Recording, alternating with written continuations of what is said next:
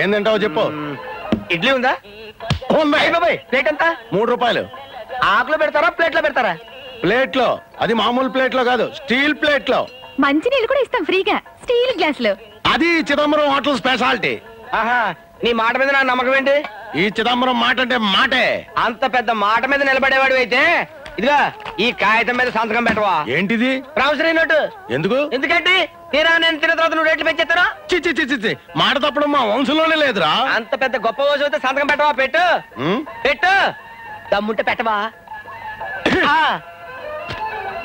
మనిషి మీద మనిషికి నమ్మకం ఉండాలిరా. ఏదో సంతకం ఒక్కటంటే 3 పెట్టండి రా బావా. ఇప్పుడు నీ వంశం మీద నాకు నమ్మకం కుదిరింది బావా. గది వెళ్ళి 15 ప్లేట్ ఇడ్లీ పెట్టరా. 15 ప్లేట్లు ఇడ్లీయా? ఏంటి నువ్వు తిన్నాకే? లేదు, మా దొడ్లో గేదెలు కేయడానికి. చెత్తవాగుడు ఆపేళ్ళి పట్టరావా? ఇలా ఇదిగా మామూలు ప్లేట్లో తీసుకొస్తామో అందులో స్పూన్లో తీసుకురా. చేతితో తింటే మనకు అలవాట్లేదు. వెళ్ళి వెళ్ళవా? ఎలుగుతాడండి వెళ్ళమంటే. బాబు ఏం బాబు, వాష్ బేసిన్ ఎక్కడ? చేతికే ఉంది, మొత్తం నాకేసావు కదా. చొక్కా దుడిసేసుకుని వెళ్ళు. వాష్ బేసిన్ ఎక్కడ అంటే చొక్కా దుడుచుకోమంటారేటి?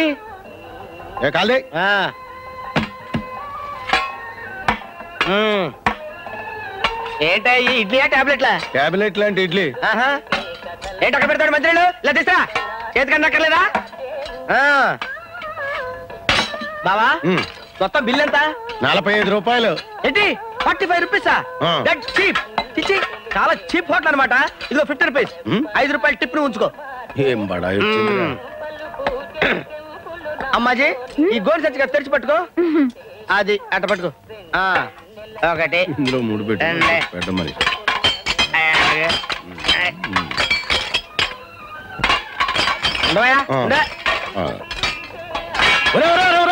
ప్లేట్లు గ్లాసులు గోన్సెంట్లో పడేస్తున్నాడు. నువ్వే కదా చెప్పావు ప్లేట్ ఇడ్లీ 3 రూపాయలని. 15 ప్లేట్లకు 45 రూపాయలు ఇచ్చాను. 5 రూపాయలు టిప్ కూడా ఇచ్చాను కదా. ప్లేట్ ఇడ్లీ అంటే ప్లేట్ తో కలిపి కాదు. నువ్వు ఇలాంటి లిటికేషన్లు పెడతావని తెలిసి ఈ కాగితం మీద సంతకం కూడా తీసుకున్నాను. ఈ కాగితం కోర్టులో వేసాను అనుకో, నిన్ను తీసుకెళ్లి జైల్లో పెడతారు. అప్పుడు మీ ఇద్దరు జరగదు. నేనెవరో చెప్పుకో చూద్దాం.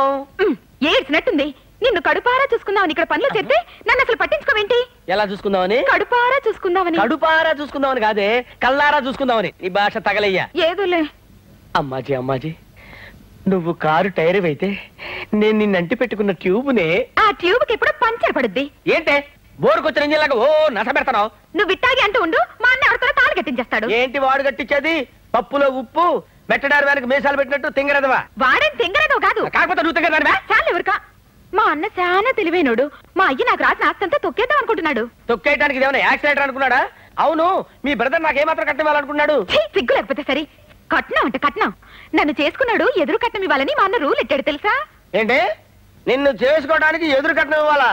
మీ అన్నని బోల్తా కొట్టించి టింకరింగ్ చేయించి 10 పైసలు కట్నం ఇవ్వకుండా నిన్ను చేసుకోకపోతే నా పేరు అప్పాజే కాదు. మాటలు కాదు చేతలు.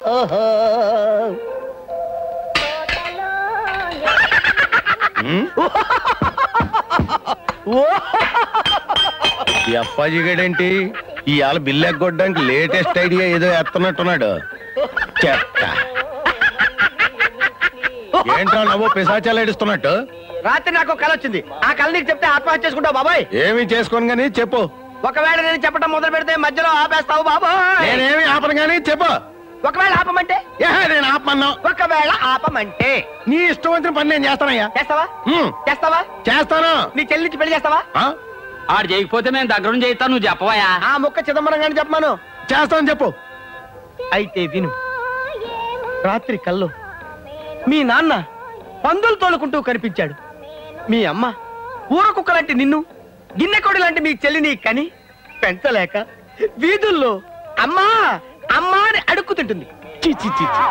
అప్పుడు మురుక్కుంటల్లోను పెంట కుప్పల మీద గజ్జి కుక్కలా తిరిగాయి నీకు మీ నాన్న రంబలాంటి అమ్మాయినికి పెళ్లి చేశాడు. శోభనం రోజు రాత్రి 4 రాక్షసులు నీ పెళ్ళాన్ని ఎత్తుకుపోయి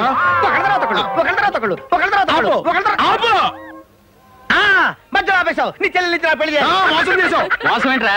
నీకు అమ్మాజీకి దగ్గరుండి మేం చేస్తాం పెళ్లి. ఒరే దండలు అడగండి రా. ఇదిగోండి దండలు మార్చుకోండి. అలాగే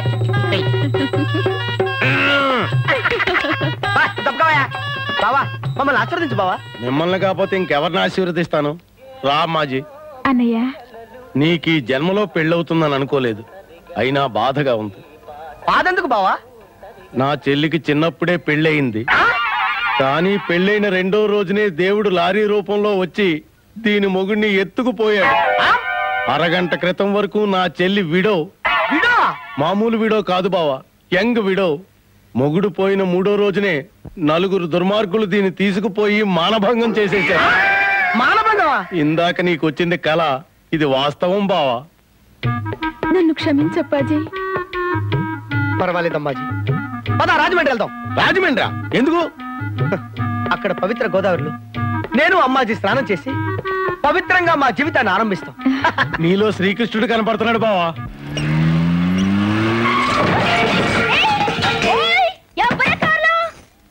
అరే నువ్వా? పోయి రాజా ఇల్లెక్కడా? ఎందుకంట మాట్లాడాలి? దేనికంట? నీకెందుకంట? ఆ పోరగాడు మన గుండెల్లోనే ఉంటా. ఆహా, ఇంతకు ముందు నా గుండెల్లో ఉండేవాడే, ఎప్పుడు మారిపోయాడబ్బా?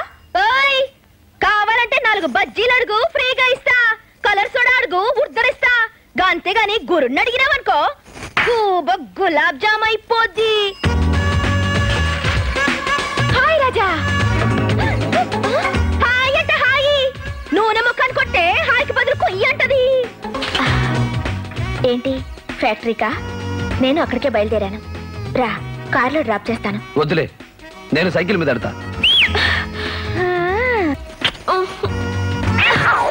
ఏంటి పోయి, ఏంటి కదా ఇంగ్లీష్ లో మాట్లాడుతాంది? అబే ఏమీ లేదు.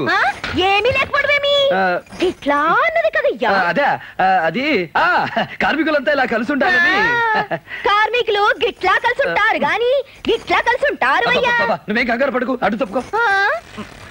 హలో, మర్చిపోయా, ఒక 10 మంది వర్కర్స్ ని ఏజ్ బారైందని తీసేద్దాం అనుకుంటున్నా. సాయంత్రం ఇంటికి వచ్చి మాట్లాడు. ఈ లెక్కల్ని ఇంటికి పిలిచి పంటి కింద పెట్టుకోవాలని చూస్తున్నదేమో.